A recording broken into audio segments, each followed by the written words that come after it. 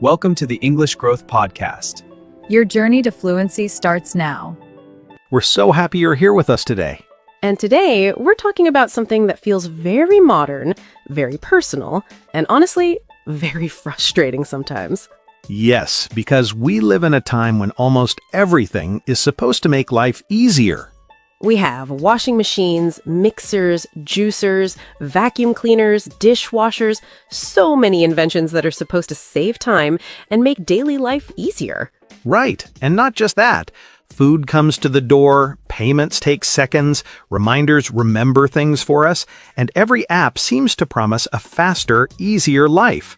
And yet, isn't it strange, even with all of that, so many people still feel rushed, behind, and tired. Yes, and that is the part that feels almost confusing.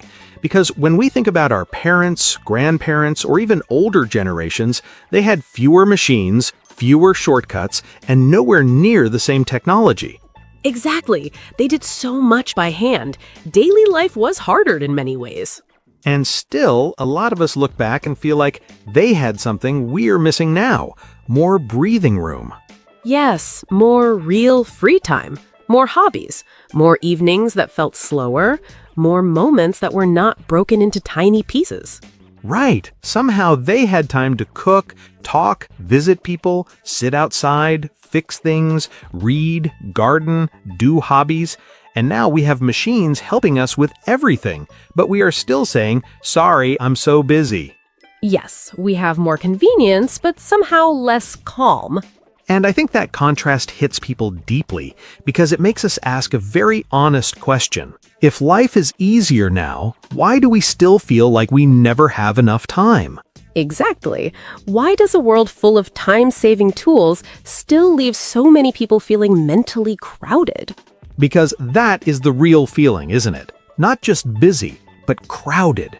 Too many little things, too many tabs open in the mind, too many small demands pulling at us all day. Yes, you wake up, check one thing, reply to one thing, remember 3 other things, and suddenly your brain is already in a meeting it did not ask to attend. That is painfully accurate. And I think so many people know this feeling. The day goes by, you were active, you were busy, you answered things, you handled things, but in the evening, you still think, wait, what did I actually do with my day? Yes. Life became more convenient in many ways, but it also became noisier, faster, and more demanding in ways people do not always notice. So in this episode, we want to talk about that. Not in a stressful way, not in a do more, do more, do more way. Right. We want to share 9 practical ideas that can help you make the most of your time, protect your energy, and feel more present in your own life. And because this is the English Leap podcast, we're doing all of this through English you can really use in real life.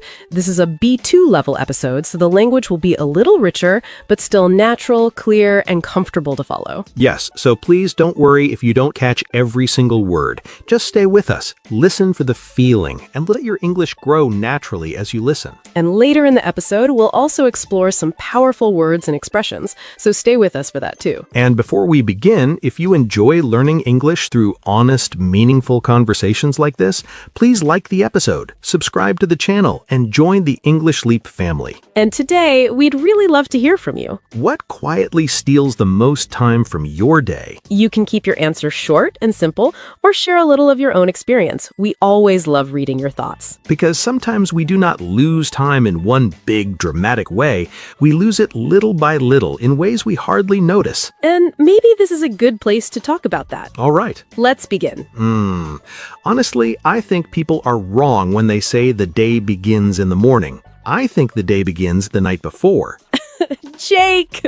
Sorry, listeners. I think Jake did not sleep well last night. What? Why am I being attacked for telling the truth? Because that sounded less like a life lesson and more like a confession. Okay, maybe a little, but still, it is true.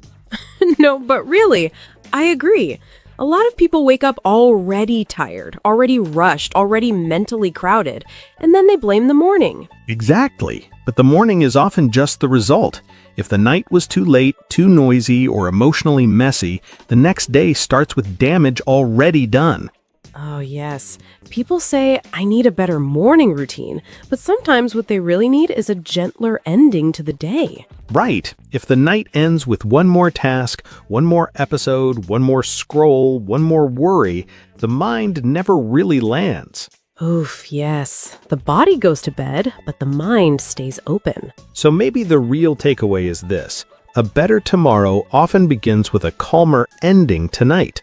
And once the mind starts carrying too much from the night, it becomes much easier to overload it again during the day. Yes, and not all tiredness comes from hard work. Some tiredness comes from too much useless input. Exactly. Too many updates, too many opinions, too many random little things entering your head and leaving a mess behind. And that is where people often squander their attention. Right. Squander means to waste something valuable in a careless way. And attention is valuable. Peace is valuable. Clear thinking is valuable. But people lose these things little by little, not all at once. Yes, one tiny random check feels harmless. Then another one feels harmless. Then somehow your brain feels like a room after a children's birthday party.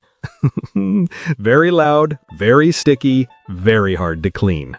Exactly. And the scary part is, not everything that enters your mind deserves to live there. Right. Some things inform you. Other things just crowd you. So maybe the takeaway is simple. If you want a clearer life, you have to protect your mind from useless noise. And when the mind gets too crowded, even the smallest unfinished tasks start feeling much heavier than they should. Oof, yes, this one is painfully real. Sometimes the biggest stress in a day is not one huge problem, it is 5 tiny unfinished things. A reply, a booking, a payment, a form, a call. Small tasks, big personalities. Exactly. And this is where people often let something slide. Right. Let something slide means to ignore it or allow it to be neglected. At first, it feels small. I'll do it later. But then later becomes tomorrow. And tomorrow becomes 3 days. And suddenly, the task is taking up emotional space it never deserved. I had that with one simple email recently. It should have taken 4 minutes, but because I delayed it, it started feeling like I was writing to a king. Why do tiny tasks become so royal in the mind? I do not know, but they do. And that is the trap. The task stays tiny, but the mind keeps carrying it. So the takeaway is this. Sometimes peace does not come from doing more. It comes from closing one small loop before it starts following you around. And when too many loops stay open, even your energy starts dropping fast. Yes, because people still act like nonstop effort is proof that they are serious. Right, as if being exhausted all the time means you are doing life correctly. And sometimes, yes, life is demanding. Sometimes you do have to work hard. But if you never pause, your body usually chooses the pause for you. Yes, through irritability, brain fog, exhaustion, headaches, that strange feeling where even one small question feels offensive. Yes, someone asks, "What do you want for dinner?" And suddenly, for your tired brain, it feels like the hardest question in the world. Exactly. And this is where wear yourself out fits perfectly. Right. Wear yourself out means to make yourself too tired through effort or stress. And a lot of people wear themselves out trying to be productive every second, then wonder why the whole day starts feeling gray. That's why breaks are so important. They do not ruin a good day, they protect it. So the takeaway is clear. Do not wait until your body is shouting. Small pauses now are much kinder than collapse later. And beneath that tiredness, there's often a deeper truth. The problem is not only time, the problem is energy. Exactly. Because one free hour means very little if you are too drained to think, focus, or feel alive inside it. Yes, free time is not always usable time. Oof, that line hurts because it is true. Right. A lot of schedules fail because they are out of sync with real human energy. Out of sync means not working in harmony or rhythm. So on paper, the plan looks perfect. But if your sleep is poor, your mind is heavy, or your body is tired, the plan and the person are no longer moving together. And then people blame themselves. Why am I so lazy? But maybe they are not lazy. Maybe they are empty. Exactly. You cannot build a meaningful day on borrowed energy forever. So the takeaway is this. Protect your sleep, your rest, your body, your mind. Time matters, yes, but energy is what makes time usable. And once you start respecting your energy, you begin to notice that some hours of the day are far more powerful than others. This point is so practical. Because not every hour has the same value. Exactly. Some hours are sharp and alive. Some hours feel like your brain arrived wearing slippers. Very true. And yet people often spend their best hour on the least important thing. Right, which is why reclaim matters here. Yes, reclaim means to take back something that was lost. So sometimes making the most of your time is really about reclaiming your best attention from weak priorities. Yes. Do not spend your clearest hour on your weakest task. Wow, that one line could change a whole week. Because when you give your best energy to crumbs, you have nothing strong left for what actually matters. So the takeaway is simple. Identify your golden hours and protect them for real work, real thinking, and real priorities. And protecting those hours often means protecting them from one more quiet thief: unnecessary yeses. Yes, time is not always stolen dramatically. Sometimes it is stolen very politely. Exactly. Through a quick favor, a small request, or one of those sweet little lies. It'll only take 5 minutes. Yes, famous last words. And I think some people cling to busyness because it makes them feel useful or needed. Right. Cling to means to hold on to something too tightly. So even when busyness is exhausting them, they still hold on to it because it feels like proof. Proof that they matter. Proof that they are important. Oof, that is deep. Because sometimes saying yes is not kindness. Sometimes it is fear. Exactly. And every unnecessary yes becomes a quiet no to your peace, your focus, your rest, your own life. So boundaries are not cold, they are protective. That is the takeaway. Not every request deserves your life. You are allowed to say no before your day gets eaten from the edges. And when you stop leaking time everywhere, something beautiful happens. You start noticing life again.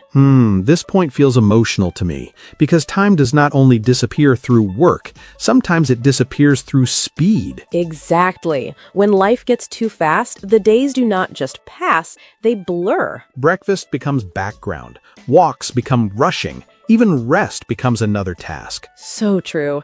And then people say, this week vanished. But the truth is, the week was barely felt. Because speed steals detail, and detail is where life is actually felt. That is beautiful. Which is why sometimes you have to carve out time for slowness. Right. Carve out time means to deliberately create time for something. A quiet walk, a slow meal, a real conversation, 10 minutes without noise. These moments look small, but they return you to your own life. So the takeaway is this. Slowing down is not wasting time. Sometimes it is the only way to stop losing your life in pieces. And that leads us to the final truth, because this is not really about becoming more efficient, it's about becoming more conscious. Exactly. If time management becomes another way to pressure yourself, then we missed the whole point. Right. The goal is not to become some perfect machine with flawless routines and a glowing face at 5 a.m. Very suspicious person. We do not know them. We do not. The real goal is simpler and deeper. It is to build a life you can actually sustain.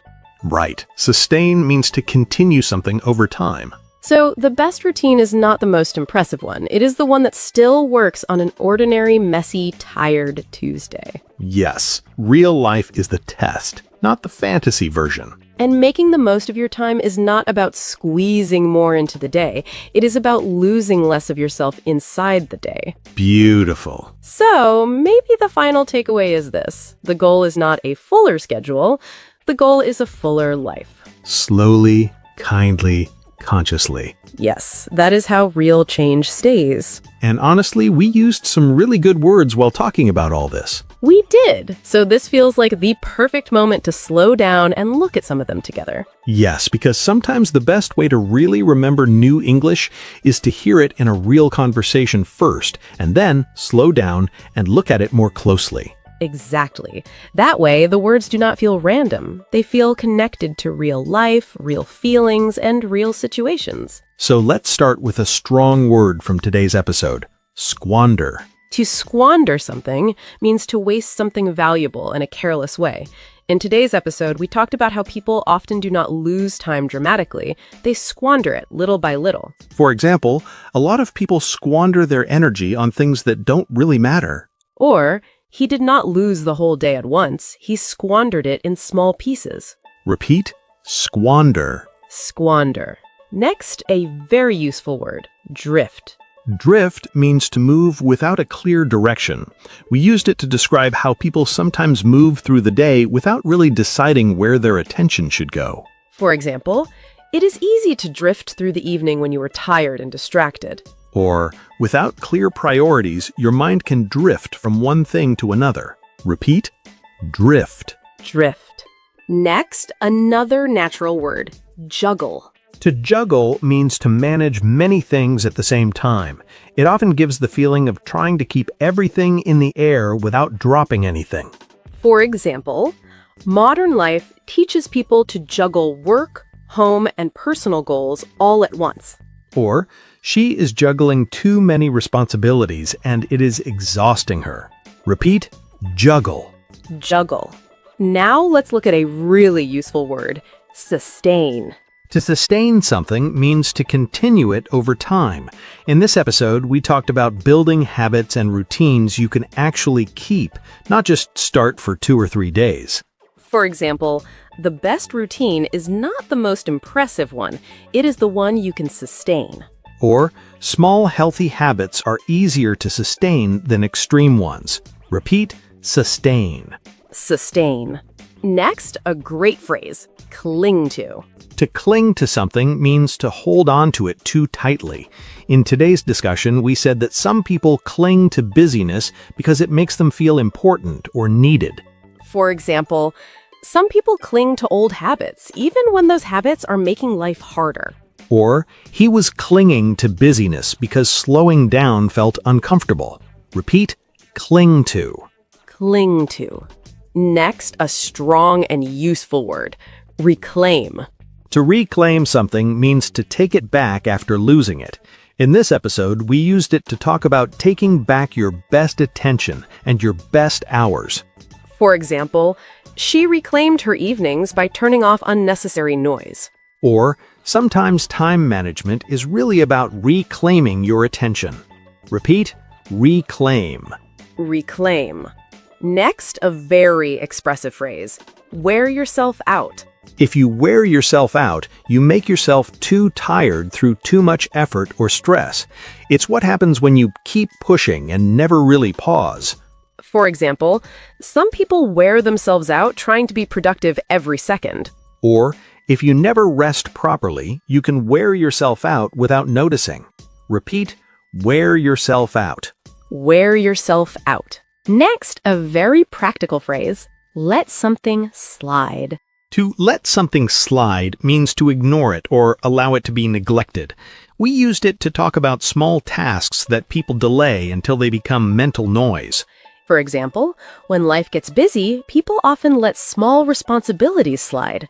Or, he let one simple task slide and then it stayed in his mind all week. Repeat: let something slide. Let something slide. Next, an excellent phrase: carve out time. To carve out time means to deliberately create time for something important. It means you do not just wait for free time to appear, you make space for it on purpose. For example, she carves out time every evening to read and think quietly. Or, if something matters to you, you usually have to carve out time for it. Repeat: carve out time. Carve out time. And finally, a very helpful phrase: out of sync. If something is out of sync, it is not working in harmony or rhythm with something else. In the episode, we used it to describe schedules that do not match real human energy. For example, sometimes your plan fails because it is out of sync with your energy. Or, he looked free on paper, but in real life, his day was completely out of sync with how he actually felt. Repeat, out of sync. Out of sync. Those were today's word tour expressions. And these are not just good English words, they are very real-life words. So try to notice them, repeat them, and use them in your own sentences this week. Even one or two of them can make your English sound more natural, more expressive, and more thoughtful. Yes, and more importantly, they can help you express real thoughts in a deeper, clearer way. So don't worry about using all of them at once. Just choose one or two that stayed in your mind today and try to use them this week in your own speaking or writing. Because that is how English grows best, not through pressure, but through small, real use again and again. And honestly, today's episode was not really just about managing time better. Right, it was also about protecting your attention, your energy, your peace, and the feeling of actually being present in your own life. So if one idea stayed with you today, let that be enough. One small shift can change the feeling of a whole day. Maybe it's ending tonight a little more gently. Maybe it's closing one small task. Maybe it's saying no once. Maybe it's simply slowing down enough to notice your own life again. And if this episode gave you something meaningful, we'd really love to hear from you in the comments. What is one thing that quietly steals time from your life? And what is one small change you want to make after listening today? You can keep your answers short and simple, or share a little of your own story. We always love reading your thoughts. And if this conversation helped you, please like the episode, subscribe to the channel, and share it with someone who might need it too.